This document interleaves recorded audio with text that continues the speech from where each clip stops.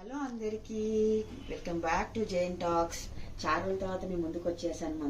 మళ్ళీ మంచి రెసిపీతో మీ ముందుకు వచ్చాను. ఏంటంటే తెలంగాణ స్పెషల్ రాగి సంగటి ముద్ద చేస్తున్నాను. అట్లా చికెన్ గ్రేవీ చేస్తాను. దాంట్లో 2 ఐటమ్స్ వెరైటీగా చేస్తున్నాను. 2 ఐటమ్స్ అదేందో మీకు చూపిస్తాను నేను చేసేటప్పుడు. ఓకేనా? చేస్తాను. దానికి కావాల్సిన ఐటమ్స్, రాగి సంగటికి ఏం కావాలో, చికెన్ కర్రీ గ్రేవీకి ఏం కావాలో చూపిస్తాను. రండి చూసేది. ఐటమ్స్ ఇవి అనమాట. సింపుల్గా అయిపోతుంది. ఒక 5 టమాటాలు తీసుకున్నాను, కొంచెం కొత్తిమీర, ఒక ఆనియన్ తీసుకున్నాను, హాఫ్ కేజీ చికెన్ తీసుకున్నాను. మసాలాలు అన్నమాట. స్టార్ట్ చేసేద్దామా రండి. రాగి సంగటి ముద్ద చేస్తాను. రాగి పిండితో కూడా చేసుకోవచ్చు, కాకపోతే కొన్ని బియ్యం వేసి చేస్తున్నాను. ఫస్ట్ బియ్యం కూడా ఉడకబెట్టుకుంటున్నాను. కడిగి పెట్టుకున్నాను. ఇక్కడ నేను బియ్యం కూడా ఉడకబెట్టుకుంటున్నాను. ఒక చిన్న కప్పు వేసాను దొడ్డు బియ్యం.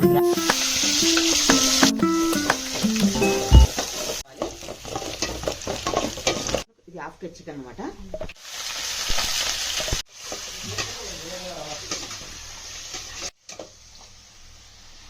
కదా సిమ్ లో పెట్టేద్దాం అంటే, ఎందుకంటే మంచిగా దానిలో ఉన్న వాటర్ అంతా బయటకు వెళ్ళాలి, మంచిగా కుక్ అవుతుంది. ఒక 10 నిమిషాలు పెడతాను. చూసిన వాటర్ ఎక్కేస్తుందో. ఇప్పుడు మనము అల్లం వేస్తాను.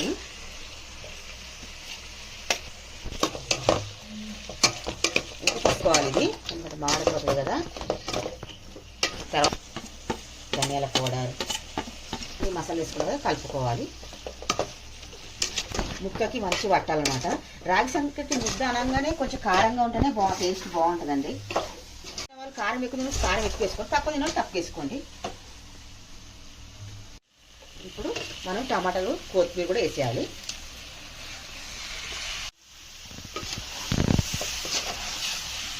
మనం కొద్దిసేపు చిన్న మంటతోనే సిమ్లోనే పెట్టేయాలి.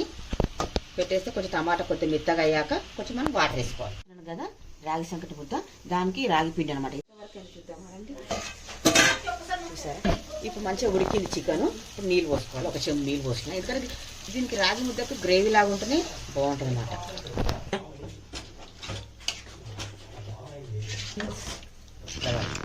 మనం పెద్ద మంట పెట్టేయాలి ఇంకా కదా. మూత పెట్టేస్తాం. మనం బియ్యం ఉడకబెడుతున్నాం కదా, ఉడుకుతుంది. కొద్దిగా ఉడికినప్పుడు కొంచెం మనం సాల్ట్, కొంచెం నెయ్యి వేసుకోవాలి. కొంచెం ఒక స్పూన్ నెయ్యి వేసుకోవాలి.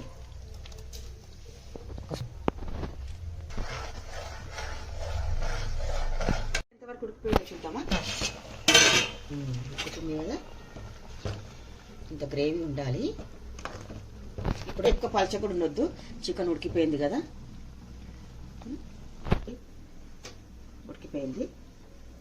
కన్నాను కదా 2 వెరైటీస్ వేస్తాను. అది మీకు కూడా తెలిసి ఉంటుంది, కాకపోతే నేను నా స్టైల్ నేను చెప్తున్నాను. నేను వేస్తాను అన్నాను కదా. వెరైటీస్ ఇవి బెబ్బర్లు, ఎగ్స్ ఉడకబెట్టాను అనమాట. 1 కప్పు తీసుకున్నాను.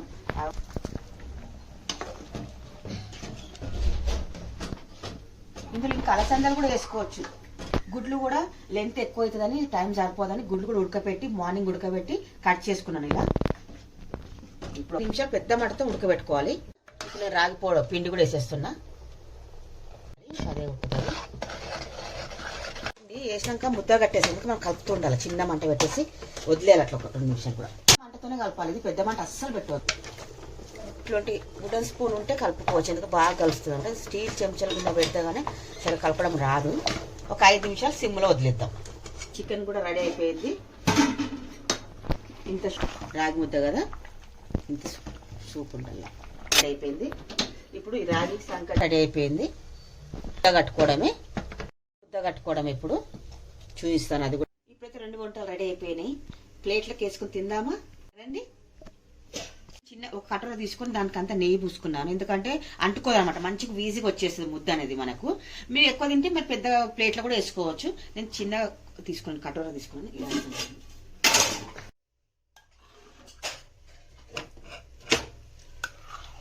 వేసేసుకోవాలి. వంటకము మా చిన్న పాప తిని ఎలా ఉందో నాకు చెప్తుంది, సరేనా? దానా ఆమె చెప్తుంది ఎలా ఉందో. నేను చేసిన ఫుడ్ తిన్నా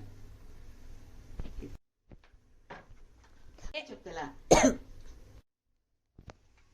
మంచి మంచి షోరూలో పాపకి రాగి సంగటి అంటే చాలా ఇష్టము. సూపర్ యమ్మీ. మా మదర్ చేసిన ఫుడ్ అయితే అసలు చాలా బాగుంది గైస్. మీరు కూడా ఈ రెసిపీ కావాలంటే మా యూట్యూబ్ ఛానల్లోకి వెళ్ళి చూడండి, ఫుల్ వీడియో ఉంది. ఇది